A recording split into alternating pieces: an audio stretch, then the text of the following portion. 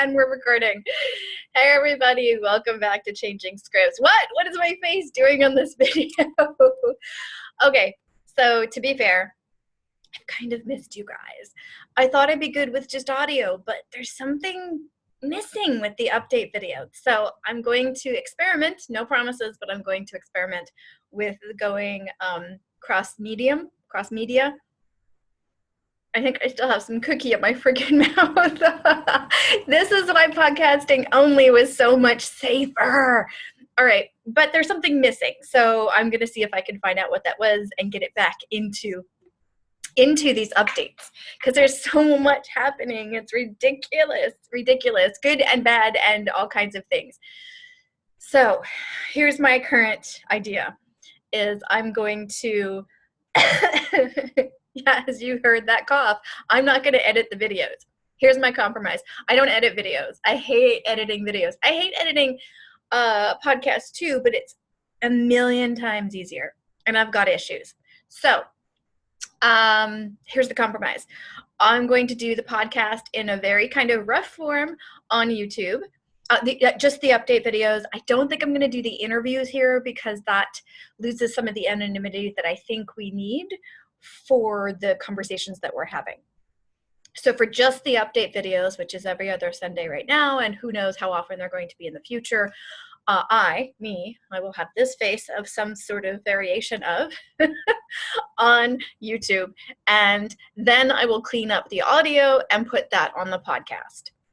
So that is the current thing. Now, I have some things in the podcast that I didn't have in the YouTube videos. I have some affiliate promotional things in order to try to get some funding for the podcast and all of the new equipment that I have, and some of them that I need. My computer that crashes about 6 times a day. I wish I was kidding there.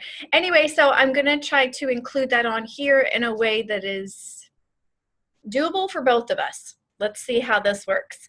So I have pre-recorded bits for that part that I will play and make some funny faces for the visual. I'm not really sure what I'm going to do visually while that happens. I don't know. This is an experiment that I did not think I would need to have. So here we go. Let's start this update. What the heck is today's date? Today is Friday. For the YouTube folks that are watching this as it comes out, it is Friday, November. I'm in denial that it's November 23rd. For the podcast folks, you're going to get the edited version on Sunday the 25th, exactly 1 week before my HSK3 test. Drum roll, please. All right, so let's get this baby started. Welcome to the Changing Scripts podcast. Every Sunday we'll have one of 2 types of episodes, all of them revolving around learning and using Mandarin Chinese. One type of episode will be my updates on what I'm learning, how I'm learning it, different quirks within the language, and sometimes information about China itself, since I am living in Shanghai, China right now. The second type of episode, where I'm interviewing people that are either learning the language like I am, or people who grew up with Mandarin Chinese and have learned other languages. The updates used to be on a YouTube channel, but have now migrated over into the podcast only. The interviews started on the YouTube channel as well, and they very quickly ended up on the podcast. So everything's been kind of going back and forth, but I think this is where we need to be. I think we need to be in your ears. I really do. Now, having said that, the podcast is also available to listen on its own YouTube channel. Check the show notes and you can find the link to the YouTube channel there. It's just in audio form. If you are studying Mandarin Chinese, have studied Mandarin Chinese, whether it be as a child, as an adult, you're currently studying, you're currently using the language, I would love to interview you. So please contact me. Also, I'm happy to announce that we now have an Amazon affiliate account. What does that mean to you? It means you can support the podcast without actually spending any extra money. In the show notes or on my Weebly account, so if you go to Stephfuccio, stepfuccio.weebly,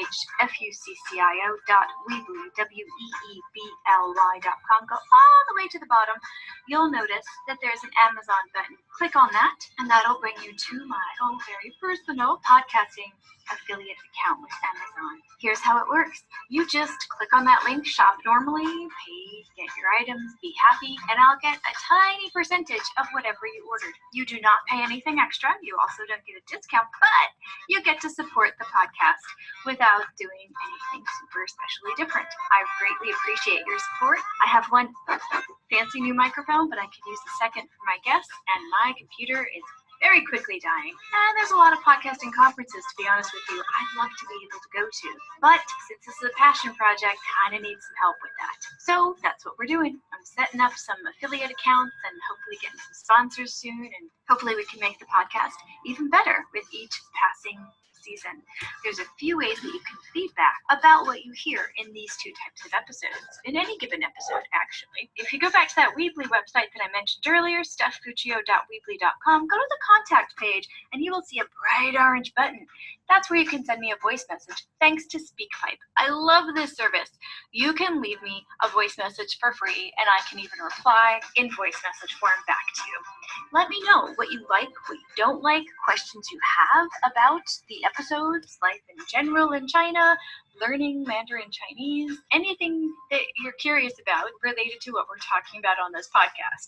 Thank you very much for supporting the podcast in any which way you can, and I look forward to your feedback. And again, if you know anybody learning Mandarin Chinese or interested in Chinese culture, especially modern Chinese culture, please do pass on the podcast. These kinds of podcasts are passion projects. They're created from a place of deep interest, and they need to find other people that have those interests. And the best way to do that is word of mouth.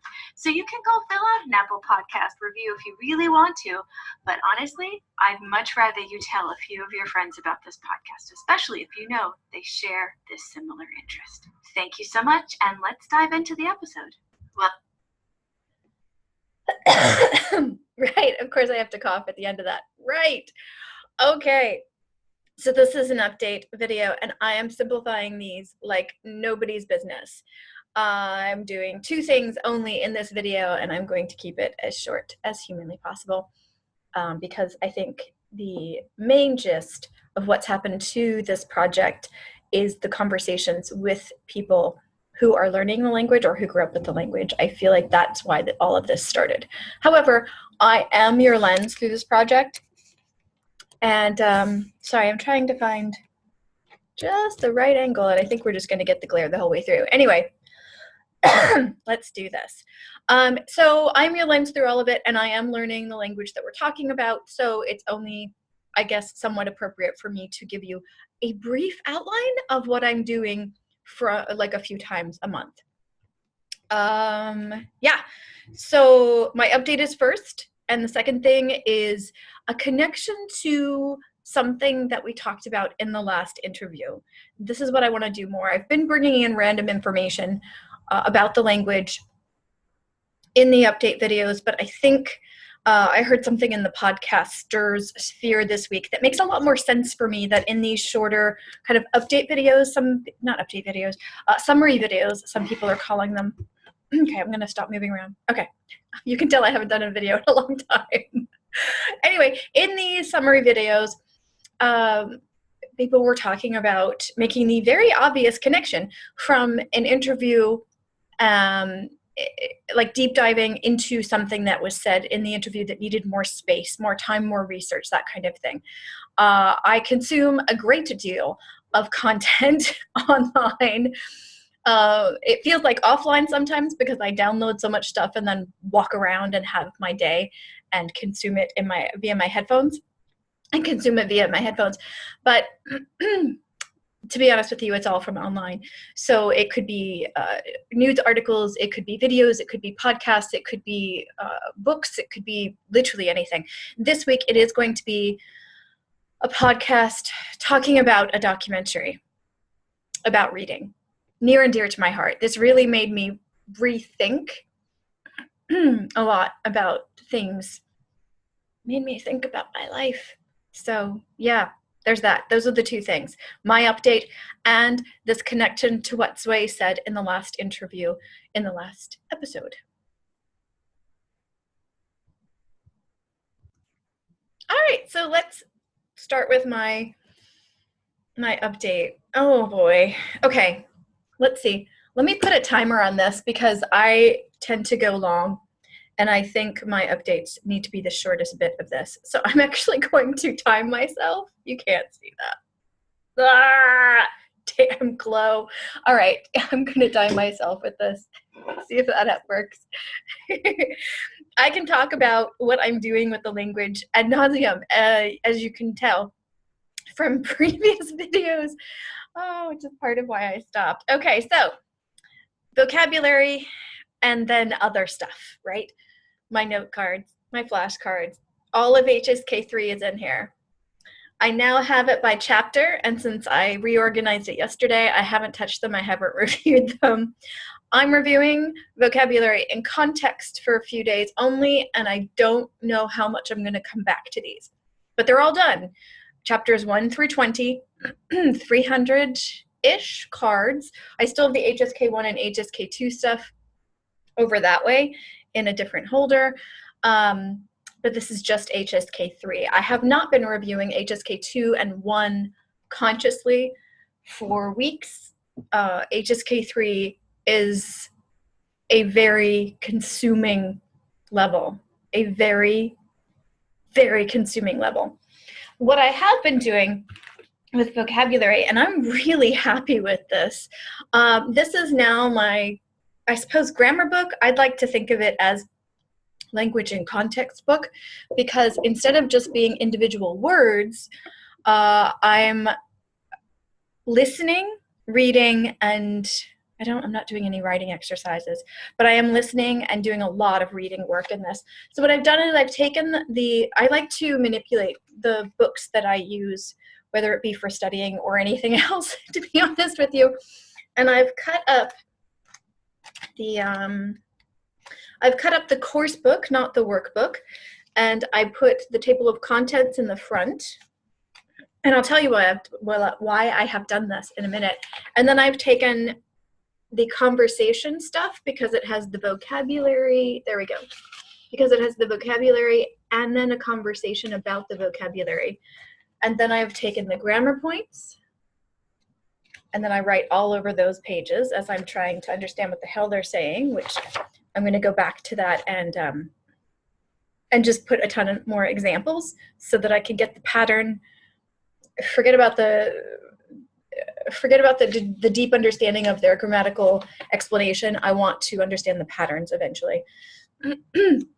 And so I've done that for all 20 chapters. I went through 3 glue sticks in order to do this. And why am I doing this instead of not just carrying around the course book itself? One, this is a lot smaller than the course book. I had to cut a lot of things out. Like the course book is about this size as an A4 piece of paper, and you can see the top part. I keep moving them a damn microphone. Anyway, you can see, if you're watching the YouTube video, you can see how much smaller it is.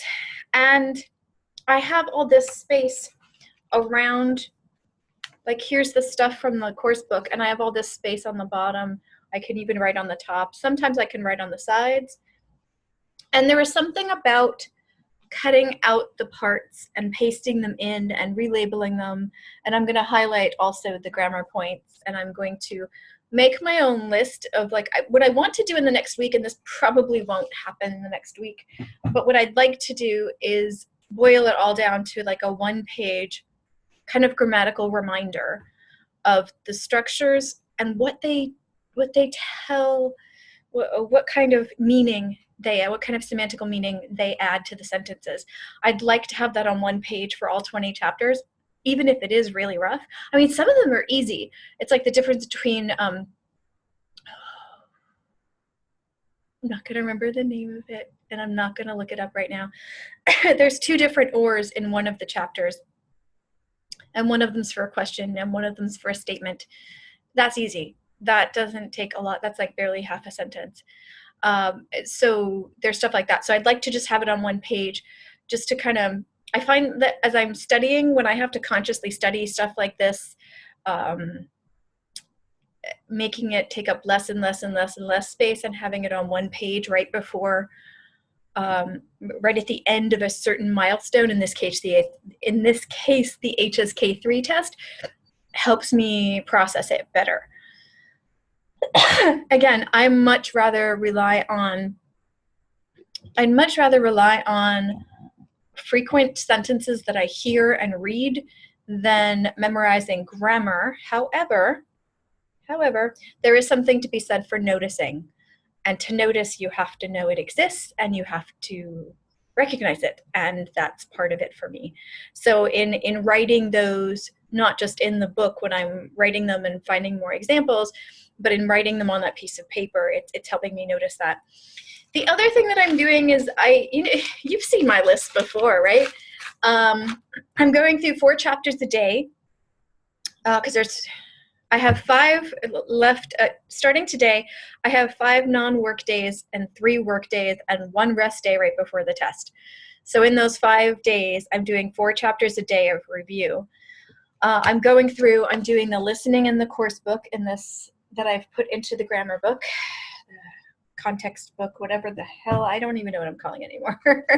So I'm doing the reading exercises that I haven't done before, the listening exercises I haven't done before, and trying to absorb and compile the grammar points. 4 chapters a day.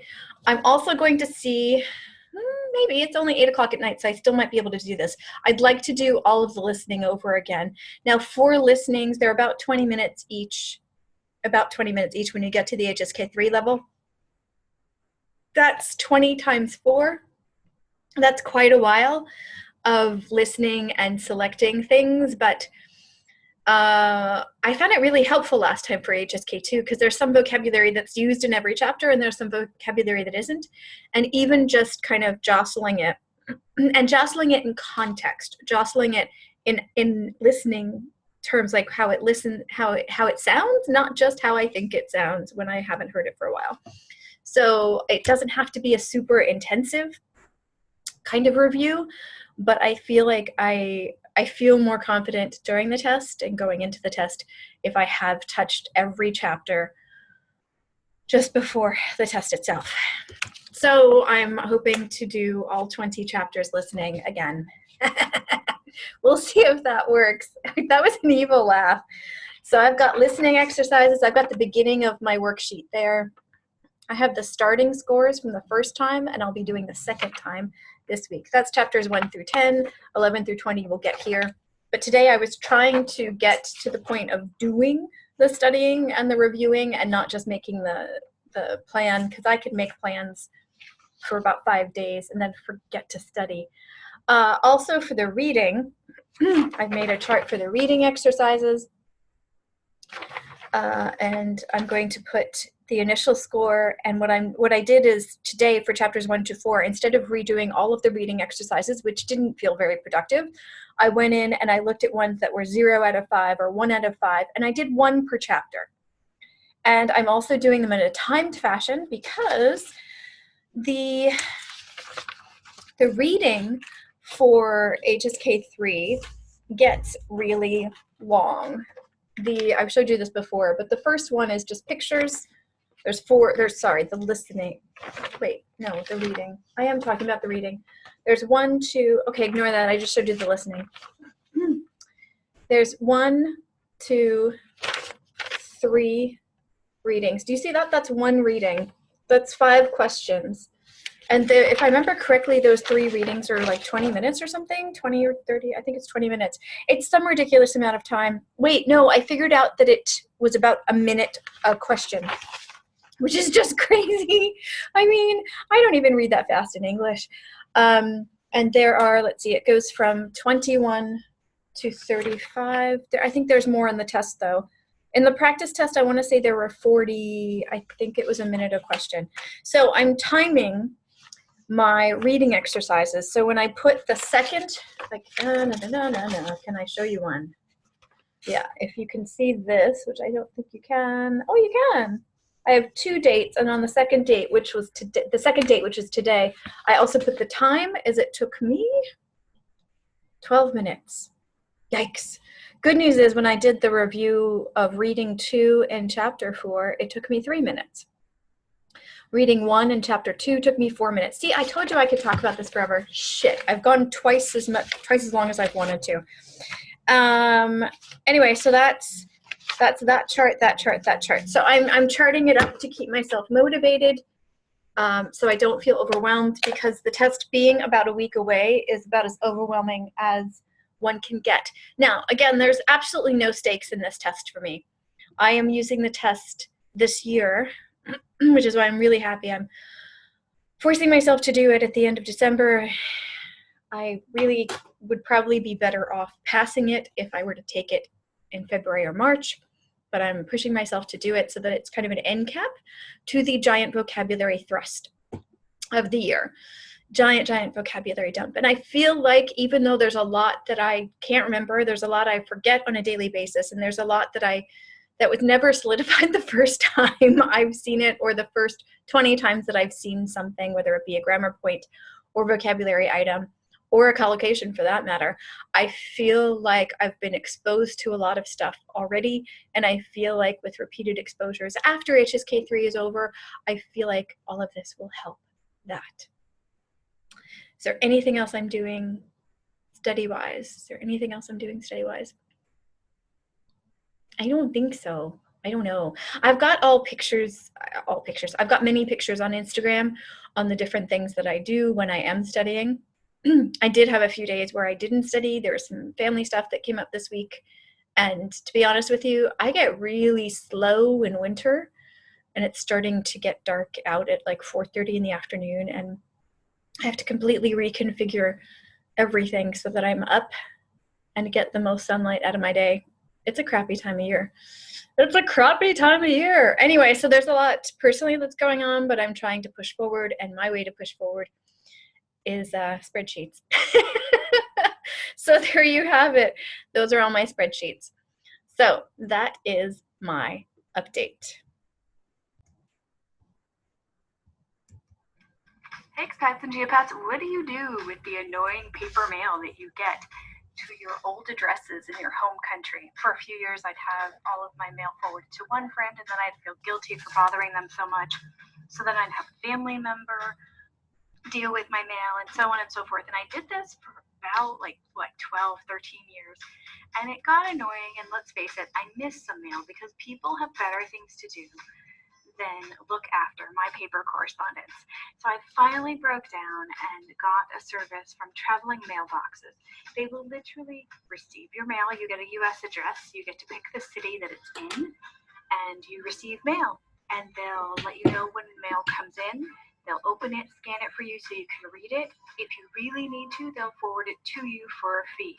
You can also get packages delivered as well. And so there's like a variety of different services that you can have where you don't have to keep bugging your friends and family to deal with your paper mail. So if you go to stephfuccio.weebly.com, it's stephfuccio.weebly, WEEBLY.com. If you go to the bottom, you'll see the blue ad on the right, Traveling Mailbox. Click on that. I am now an affiliate program with them, so if you join their services, we both end up very, very happy campers, and you never have to ask your friends or family to receive your mail again. It's truly a beautiful thing.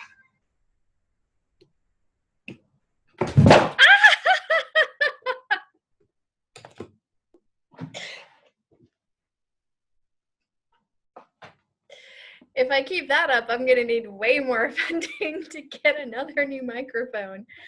Oh, dear God, who let me near this equipment? Okay. I'm trying to be all professional and shit, and this keeps happening. Okay. We're recording. Where's my water? I'm a wreck. See, I can hide all of this when I podcast.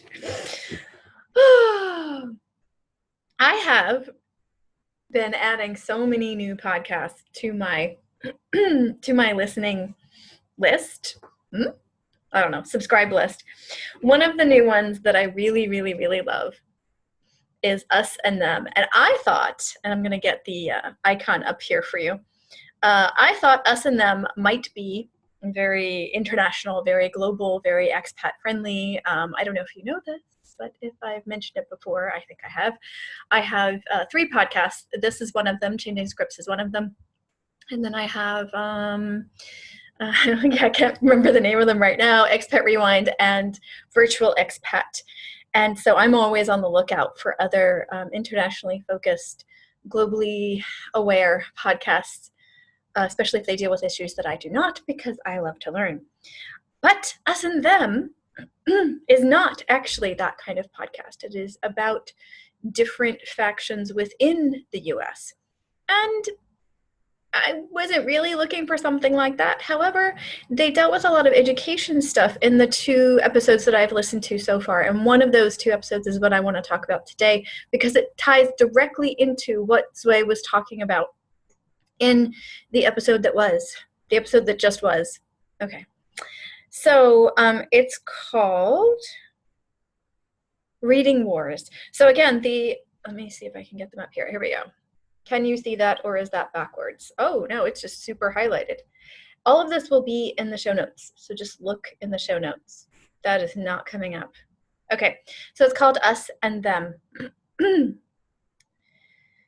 And here's their description. Researchers say science makes it clear that there's a direct, systematic way we should be teaching kids to read, but lots of people discount the science of reading. They say teaching kids to sound out words is boring, and kids will learn to read naturally if they're read to and exposed to a lot of books. This is more of an angry argument than a public debate. Oh, so true. It's been raging for years, and there's a lot at stake. Millions of American adults are not proficient readers. Trey, the host of the show, Trey K. Trey talks with Emily Hanford about her radio documentary, Hard Words. Now, Emily and Trey are new people who are near and dear to my heart. There are so many connections to what I've been talking about in Changing Scripts over the past almost 2 years to what they're talking about in this podcast episode that I was so engaged I didn't take notes. If that can be a thing, that's a thing. That's the thing that happened when I was listening to this. Let me see if I can detail. Whoops. Okay, didn't mean to actually start playing the podcast. Let me see if I can talk about this in a non-emotional, informative way first, and then I'll probably end up getting on my soapbox and giving you my opinion of this, because us getting in the way of children learning to read, I think, is one of the most damaging things we can do. And I know that the podcast episode I'm highlighting is based in the US, but I don't think this debate is, I think the debate of how to teach children valuable things is everywhere. There we go. I'm going to stop playing with the microphone now, sorry. Okay, so I think it's everywhere, and I think it's really, really important that we cut it the hell out and get to the point of helping children instead of getting in their way.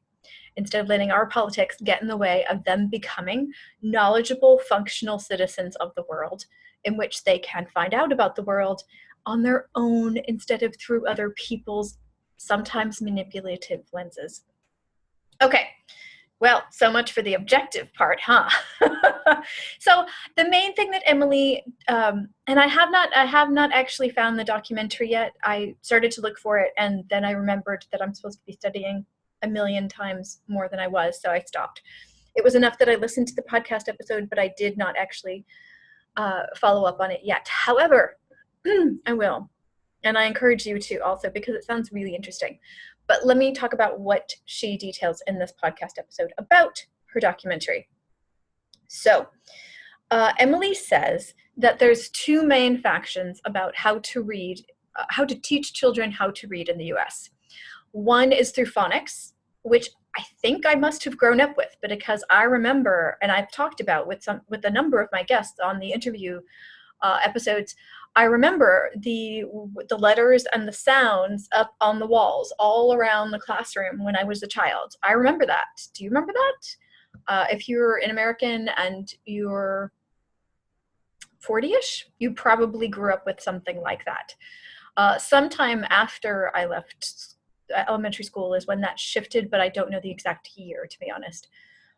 If some of you are in education and you want to enlighten us on when those shifts happen chronologically, please contact me and let me know, and I'll add it in the next update email, because I think it'd be interesting to see chronologically when that shifted. And Emily doesn't so much as go into the exact time periods, but she does talk about these two factions going back and forth and really fighting each other the whole way, while the children are the ones who are losing out during this fight.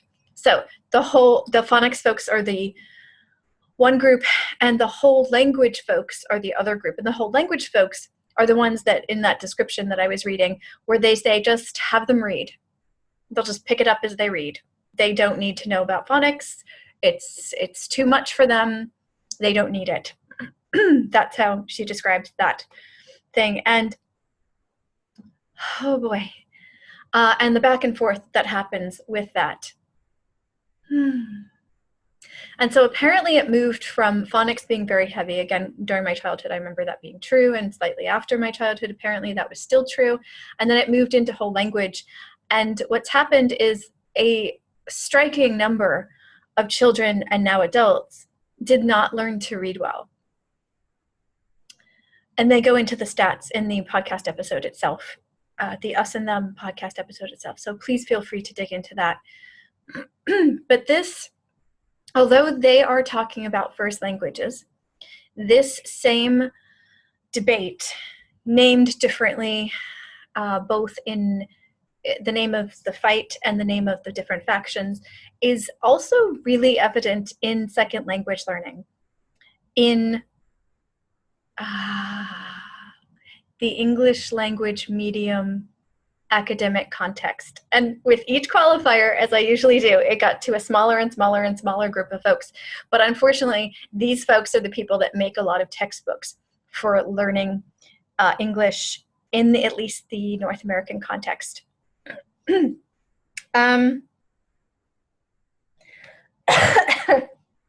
Oh boy, the whole thing of explicitly teaching second language learners anything, grammar, pronunciation, vocabulary, reading, writing, being explicit, teaching them, like breaking down a task and teaching them the steps to do the task is really, really frowned upon in a lot of circles.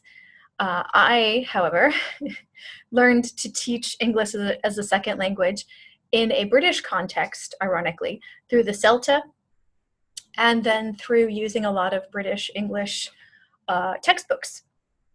And I don't know specifically if the British way of teaching English infected M.K. Halliday and functional linguistics, or if functional linguistics, his work in functional linguistics influenced how they taught English. I'm not sure which direction that goes, or if they developed simultaneously. I'm not entirely sure.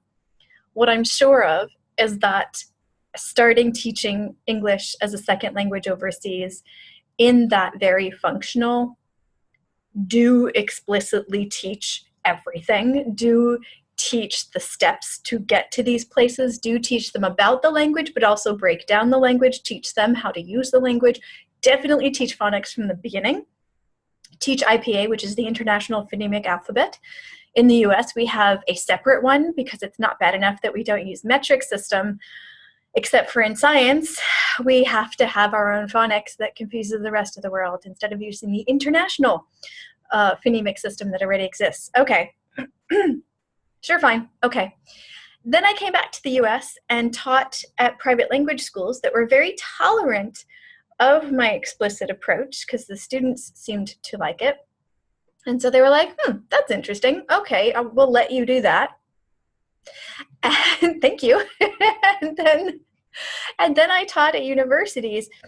And although I wasn't stopped in doing that when it came to teaching second language writing in an academic context, a great number of folks were confused and or flabbergasted that I would break down writing and teach it as if it was, in their words, math. Yeah. So explicit teaching, outlining, giving because genres have conventions, writing genres have conventions. There are general things that belong in the introduction, bodies, and in the conclusion. Letters have genre conventions. Emails have genre conventions. Social media posts have things that generally go in certain places. But to explicitly teach that was very, very frowned upon. And these are the kinds of things that it sounds like are happening between the phonics guys, the ones that are explicitly teaching language sounds, and the whole language folks who are like, no, just let them pick it up organically. We don't pick up writing organically. Writing is not organic. Physiologically, and Emily goes into this with Trey, physiologically, we are built to speak. I love writing. I love reading, if you haven't picked that up already, but they are both very, very human-created creatures, and they're very difficult to learn, and they're very difficult to master, and we need help doing it. So it infinitely frustrates me that this existed. But I did find it very interesting because Zway, in the last interview, was talking about graphing phonemes, because we somehow got to talking about that I found it weird that I was remembering the sounds of the Chinese characters before the meaning. And he said usually for Chinese children learning the language and learning the characters, it's the opposite, that they'll remember the meaning before they'll remember the sounds. And then he actually introduced me to the phrase, despite being exposed to linguistics in the periphery of linguistics for quite a number of years, he introduced me to the phrase graphing phoneme, which is just putting the sound, meaning, spelling, the sound, spelling connection together. That's all that means. And so I thought it was really interesting to hear this podcast after having that conversation with Zway and putting his episode out last week. And then all of a sudden in my feed is this podcast episode talking about teaching children their first language, like to read and write in their first language. And they're having this fight over explicitly teaching them and they actually said that the phrase that Zway taught me, the graphing phoneme connection, they actually said that during the podcast, and I was like, oh my god, that's exactly what we were talking about. And like, I can't believe this is just organically coming up in my podcast app. But there it was after all this time. We're still fighting on how to teach children how to read and write. Anyway, I want to inspire you to listen to that podcast episode because I have just barely touched on what it is about. So I think it's really important, really interesting. And despite the fact that they're talking about first language learners, I think so much of this fight transfers over into how we teach second language learners, third language learners, additional people that are learning languages that are addition to their firsts, if they have multiple first languages. I think it's a relevant fight of, do we explicitly teach language and break it down and dissect it and play with it and teach them how to maneuver it, or do we just expose them to it and hope that they learn it? You obviously, if nothing else, from my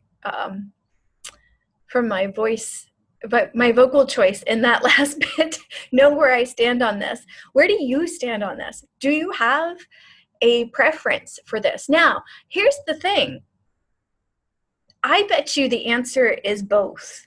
Instead of the fight of, should we teach people language explicitly, any part of language explicitly, or should we just expose them to it? I think it's both. And I think it depends on it depends on at what stage of the learning they are. Emily mentioned in one part that at the beginning of reading, students really need the phonics. And then as they move up, being exposed to a lot of the language and having more of the words that they know how to say when they're reading them, then if they see when they don't know, then they can try to figure it out by using some of the sound rules that they learned before. But at the beginning, you can't do that. You can't apply trends in a language if you haven't been exposed to trends in a language. So anyway, I bet the answer is they need both, just at different times, probably for different kids. It's slightly different. So exposing them to everything and letting them learn, helping them learn how to read, because reading is so insanely important, not only for their education to learn information, but to learn how to function as a human being, to have an escape when life gets shitty. to learn things on your own later on in life. I know a lot of stuff is audio, including this project, but let's be honest, folks, we need to know how to function in a language in all forms so that we can be as independent, as functional as we can. All right, okay, I'm coming down from my soapbox. So what's coming up next week? Da, da, da.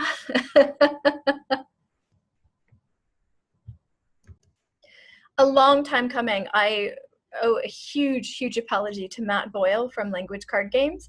He was the first interview that we did, but since I set it up technically so badly, it's taken me forever to get it to a somewhat audible form that is palatable for folks who put the podcast in their ears.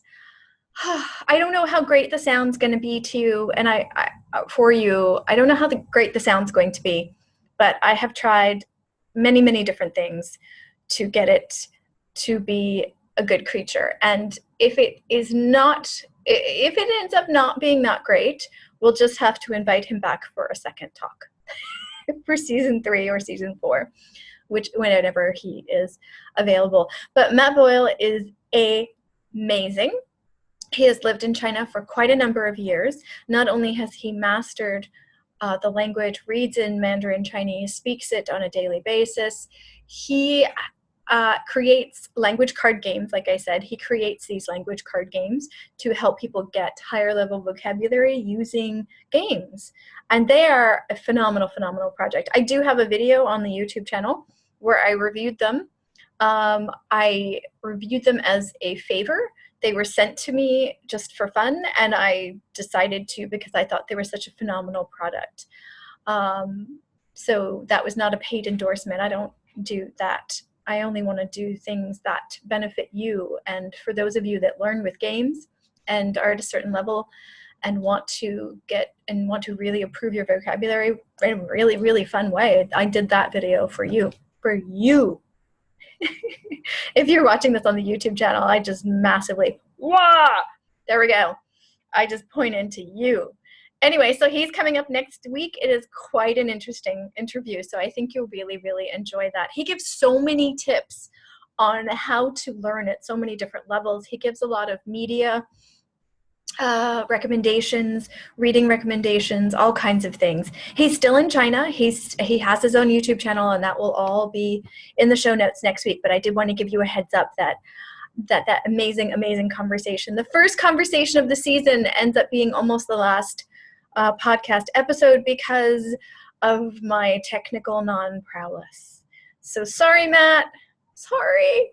But there you go. Anyway, thank you so much. The next time you hear from me will be after, the next time you hear an update video will be after my HSK test.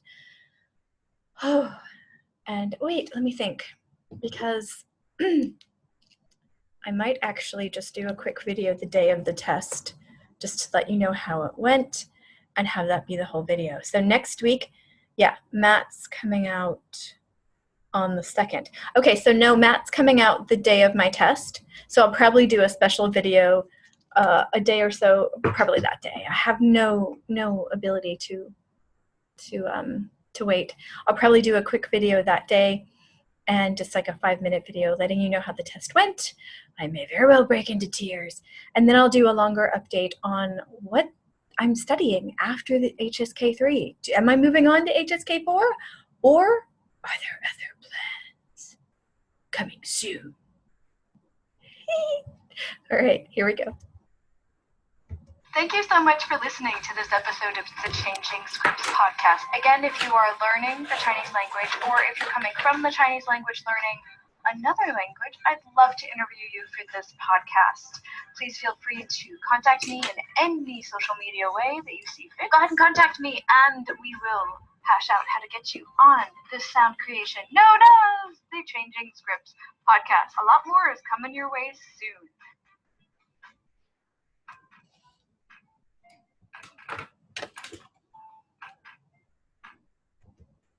See y'all next week.